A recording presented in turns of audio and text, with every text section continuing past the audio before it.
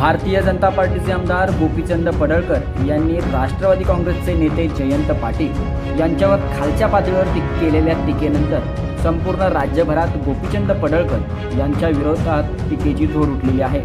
अनेक ठिकाणी राष्ट्रवादी काँग्रेस पार्टीतर्फे आंदोलन देखील केली जात आहेत। यांच्या वक्तव्याचा कडाडून विरोध केल्यानंतर राष्ट्रवादी काँग्रेस पार्टीने आपली भूमिका आता स्पष्ट करायला सुरुवात केलेली आहे।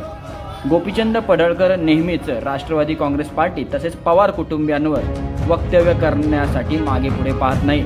असंच वक्तव्य जयंत पाटील यांच्यावर केल्यानंतर अक्षरशः राजकारणात एकच खळबळ माजली।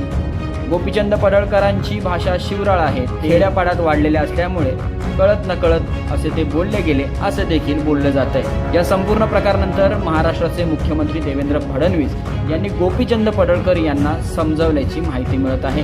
कळंबोली या ठिकाणी गोपीचंद पडळकर बहुजन युवा मंच यांच्यातर्फे गोपीचंद पडळकर यांच्या बॅनरला दुधाने आंघोळ घालून त्यांचं समर्थन देखील करण्यात आलेलं आहे। एकीकडे राष्ट्रवादी काँग्रेसकडनं करण्यात येणारा विरोध व भारतीय जनता पार्टीचे नेते गोपीचंद पडळकर यांच्या समर्थकांकडनं त्यांच्या वक्तव्याचं केले जाणारे समर्थन हे पाहता महाराष्ट्रात एकच चर्चेचा विषय बनलेला आहे।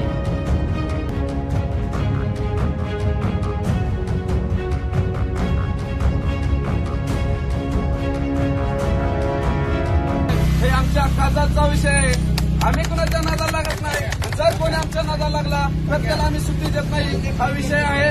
म्हणून आम्ही आज जर कोणी काय बोट लावले असेल तर आम्ही आमदार गोपीचंद पडळकर साहेबांचा दुधाभिषेक घालून त्यांचा सन्मान करत आहे।